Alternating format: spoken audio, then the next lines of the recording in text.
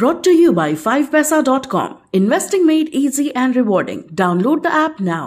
नमस्कार, आप देख रहे हैं बिजतक। मैं हूं रजत देवगन। बाजार में एक दिन फिर बिकवाली के नाम और आज था हफ्ते का पहला कारोबारी सत्र, जिसमें हमने शुरुआती सत्र में ही देखा कि बाजार थोड़ा नर्वस था क्योंकि एसजीएक्स निफ्टी बता रहा था कि लगभग 200 अंकों की गिरावट के साथ शुरुआत हो सकती है और हुआ भी वही।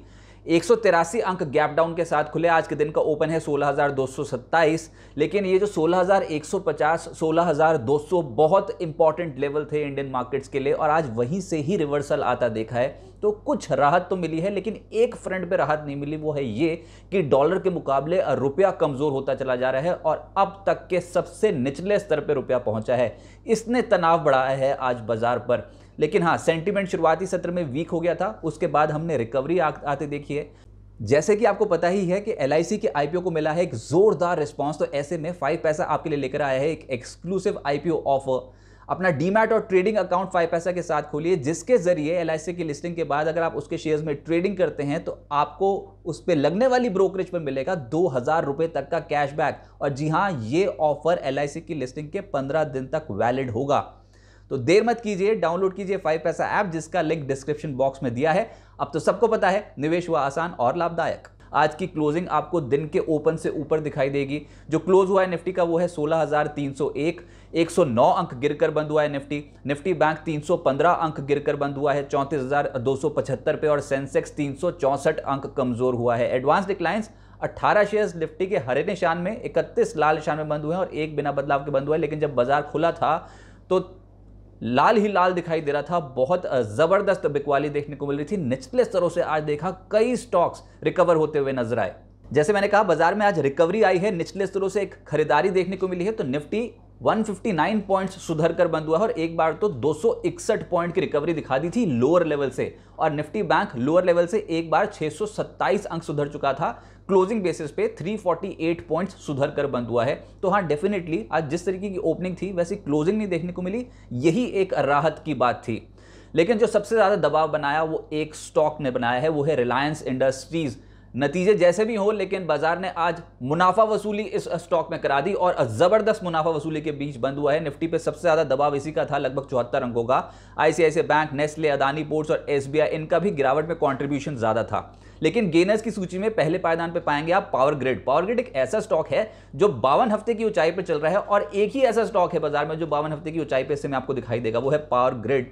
बाकी 52 हफ्ते के लो की तो सूची बहुत लंबी है। निफ्टी का टॉप गेनर था आज पावर ग्रिड। इसके अलावा एचसीएल टेक में सुधार था, 3% ये तेज हो गया। इन्फोसिस में आज उछाल देखने को मिला, 2% ये चढ़ गया।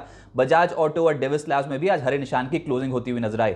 जो गिरावट उसमें प्रोमिनेंट है रिलायंस इंडस्ट्रीज, 4.25% लुढ़का, बाजार पर दबाव बना गया। Nestle, hero MotoCorp, IndusInd bank और टाटा स्टील में भी 2.5% से 2.25% की गिरावट देखने को मिली है। सेक्टर स्पेसिफिक पहला जो टूटा वो था मेटल्स। आज मेटल्स में जबरदस्त प्रॉफिट बुकिंग देखने को मिली है, जिसमें हिंद कॉपर ये स्टॉक था 9.5% नीचे। एपीएल अपोलो में 6% की पिटाई हो गई। वेल्सपन कॉप 5.5% लुढ़क गया। वेदांता, नालको, टाटा स्टील 2.5% से लगभग 3% लुढ़कते हुए नजर आए हैं। ऑयल एंड गैस स्पेस में रिलायंस इंडस्ट्रीज की वजह से सेंटीमेंट बिगड़ा। उसके बाद आया गेल, जिसमें 3% की गिरावट देखने को मिली। ऑयल मार्केटिंग कंपनीज का दिन बिल्कुल नहीं था, 1% से 2.25%। बीपीसीएल, आईओसी लुढ़कते हुए नजर आया। ओएनजीसी भी आज हल्का पड़ गया, 1%। सरकारी बैंक्स और निजी क्षेत्र के बैंक्स में गिरावट देखने को मिली थी। अच्छा, सरकारी बैंक्स में कैनरा बैंक के नतीजे जो ट्रैक हो रहे थे उसमें आज बहुत जबरदस्त पिटाई हुई है। ऊपरी स्तरों पर कैनरा बैंक संभल नहीं पाया और 8.5%, 9% इंट्राडे में लुढ़क गया। इंडियन बैंक 2% टूटा। Central bank, bank of Baroda और एसबीआई जैसे स्टॉक्स में भी 1.5% की गिरावट देखने को मिली। निजी क्षेत्र के बैंक्स, इंडसइंड बैंक ने दबाव बनाया, 2.5% ये टूटा। आरबीएल बैंक, बंधन बैंक, आईडीएफसी फर्स्ट बैंक और एक्सिस बैंक जैसे स्टॉक्स हल्के होते हुए नजर आए, 1.25% से 2% के आसपास। मीडिया, जिसमें आज ड्रैग कर रहा था जी एंटरटेनमेंट, ये स्टॉक था 5% नीचे। टीवी 18 ब्रॉडकास्ट तो वैसे ही कमजोर है सेमी मार्केट में और 5% आज भी लुढ़क गया। नजारा लगभग 5.25% लुढ़का और नेटवर्क 18, हैथवे जैसे स्टॉक 2.25% से 4% कमजोर होते हुए नजर आए। एफएमसीजी भी गिरने में पीछे नहीं रहा। आज दिन खराब था नेस्ले का, जिसमें प्रॉफिट बुकिंग हुई है, 3% ये टूटा है। Radico, Marico, McDowell, Britannia, HUL 1.5% से लगभग 3% लुढ़के और आईटीसी भी नहीं संभल पा रहा था। यहां पर भी प्रॉफिट बुकिंग क्लियर कट आज दिखाई दे रही थी। 1.25% इसमें भी गिरावट देखने को मिली। एक और सेक्टर जहां पर नेगेटिव आज रुझान देखने को मिला वो था रियल्टी, जिसमें लोधा लगभग 5% टूटा, ब्रिगेड में 4.5% का डेंट पड़ा, Prestige, Godrej properties, Oberoi realty जैसे स्टॉक्स हल्के हो गए। जो सेक्टर पॉजिटिव था वो था आईटी, उसमें भी मेजरली जो बड़े स्टॉक्स थे जैसे कि HCL टेक्नोलॉजीज दिन की ऊंचाइयां छूता हुआ बंद हुआ है, 3% की तेजी। इन्फोसिस में आज रुझान पॉजिटिव था, 2% ये चढ़ गया। L&T टेक्नोलॉजी सर्विसेज और TCS जैसे स्टॉक्स आज बढ़त के साथ बंद हुए हैं। लेकिन जहां पर मर्जर की खबरें थी जैसे कि L&T इन्फोटेक और माइंडट्री, यहां पर आज पिटाई हुई है। 3.5% से 5.5% के आसपास का गोता इन दो स्टॉक्स में देखने को मिला। लेकिन जो बड़ी खबर क्लोजली ट्रैक हो रही थी मार्केट पे वो था रुपया डॉलर के टर्म्स में वीक होता चला जा रहा है और अब तक के सबसे निचले स्तर पे पहुंचा है। जी हां, $1 की कीमत 77 रुपये 50 पैसे के पार निकल गई और इससे चिंता हो गई। आज स्टॉक मार्केट पे भी इसका असर डेफिनेटली देखने को मिला। गिरता रुपया एक लिमिट तक ठीक है कि गिर जाए, क्योंकि RBI उसको इंटरवीन करके संभाल लेता है, लेकिन एक लिमिट के अगर बाहर रुपए की वीकनेस हो जाए तो वो अर्थव्यवस्था के लिए ठीक नहीं समझा जाता। ऊपर से जो अमेरिका में ब्याज दरें बढ़नी शुरू हो गई हैं तो हम देख रहे हैं कि डॉलर इंडियन करेंसी के मुकाबले नहीं, ग्लोबल करेंसीज के मुकाबले मजबूत होना शुरू हो गया और इससे अब तनाव और बढ़ता चला जा रहा है। गिरता रुपया कुछ सेक्टर्स के लिए है पॉजिटिव, कुछ सेक्टर्स के लिए है नेगेटिव। पहले पॉजिटिव सेक्टर्स आप देख लीजिए तो एक्सपोर्टर्स ये आते हैं सूची में जिनके लिए गिरते रुपए का इंपैक्ट पॉजिटिव पड़ता है। जी हां, डॉलर टर्म्स में रेवेन्यू आते हैं जिन कंपनियों के, यानी कि ज्यादा कमाई जो फॉरेन से करती हैं कंपनियां, उनके लिए रुपए की वीकनेस ठीक है। मिसाल के तौर पे आईटी और फार्मा, आप ज्यादातर कंपनियां देखेंगे कि इनके जो ग्राहक हैं वो विदेशी हैं, इनका जो मेजर आय में कंट्रीब्यूशन होता है वो फॉरेन करेंसी से होता है। तो ऑब्वियसली अगर डॉलर यहां से और चढ़ जाता है तो आईटी के लिए पॉजिटिव और फार्मा के लिए पॉजिटिव। इसके अलावा टेक्सटाइल्स, कपड़ा बनाने वाली, बेचने वाली कंपनियां जो कि विदेशों में सप्लाई करती हैं, एक्सपोर्ट करती हैं, उनके लिए डॉलर का बढ़ना पॉजिटिव है। साथ ही साथ एक सेक्टर है टूरिज्म। देखिए, जो घरेलू टूरिज्म है उसमें इजाफा होने लग जाता है, यानी कि पर्यटकों की जो संख्या है जो इंडिया में आते हैं उसमें इजाफा देखने को मिलेगा और इस लिहाज से टूरिज्म इंडस्ट्री के लिए ये पॉजिटिव है। जो भी ऑपरेटर्स डोमेस्टिक टूरिज्म में ऑपरेट करते हैं उनके लिए पॉजिटिव। लेकिन गिरते रुपए से जो है वो सेंटीमेंट बिगड़ता भी है। कुछ पर्टिकुलर सेक्टर्स के लिए गिरता रुपया ठीक है नहीं और उसमें मेजरली इंपोर्टर्स को पाएंगे आप। वो इसलिए क्योंकि हमारा जो मेजर इंपोर्ट बिल है वो ऑयल से ही होता है, तो पहले पायदान पे तो वो कंपनियां जो ऑयल इंपोर्ट करती हैं उनके लिए एक झटका।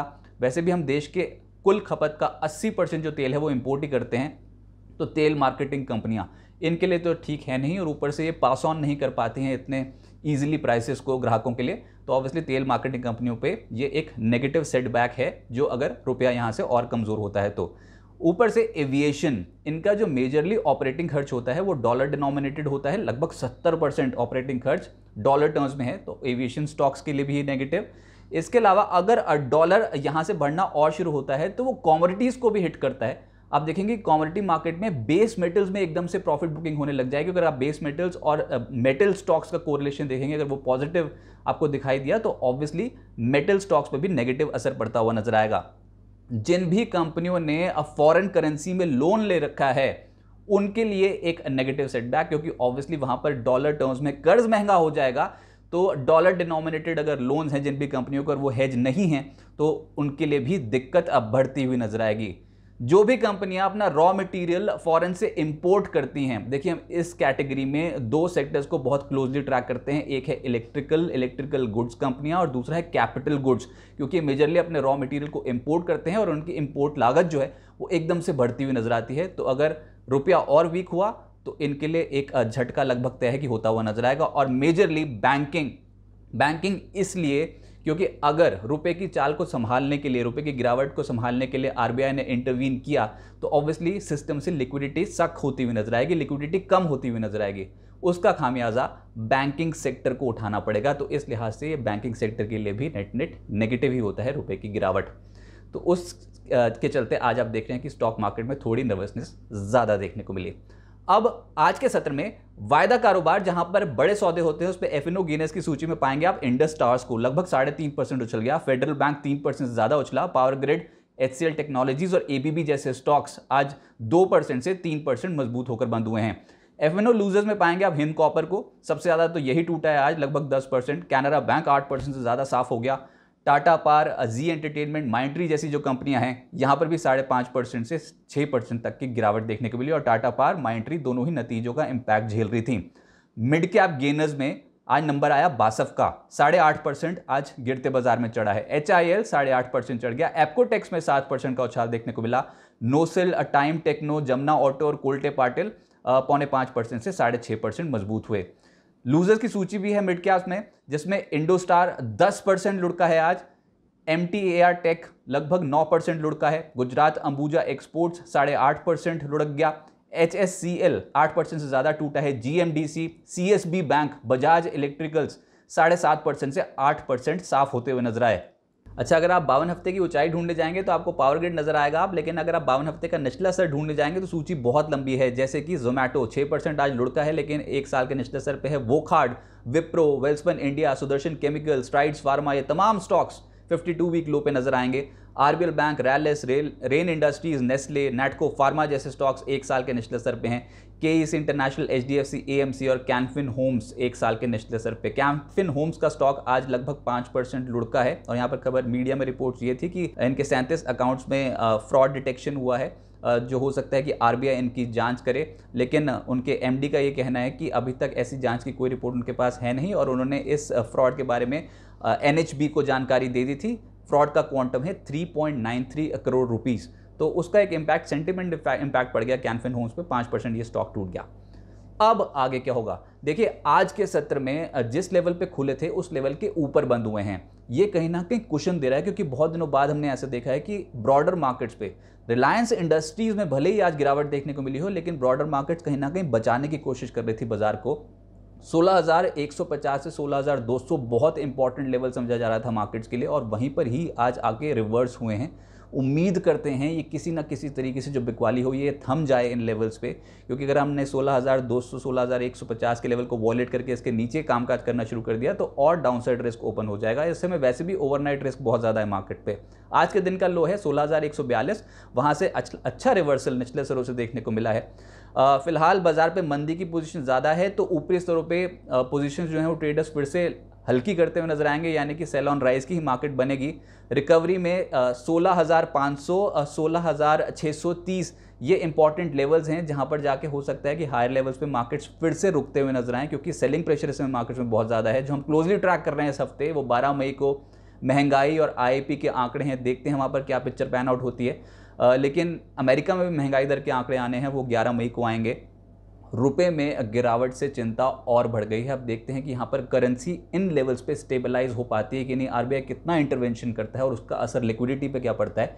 ये भी कुछ इंपॉर्टेंट चुनौतियाँ हैं जिससे अभी हमको जूझना होगा।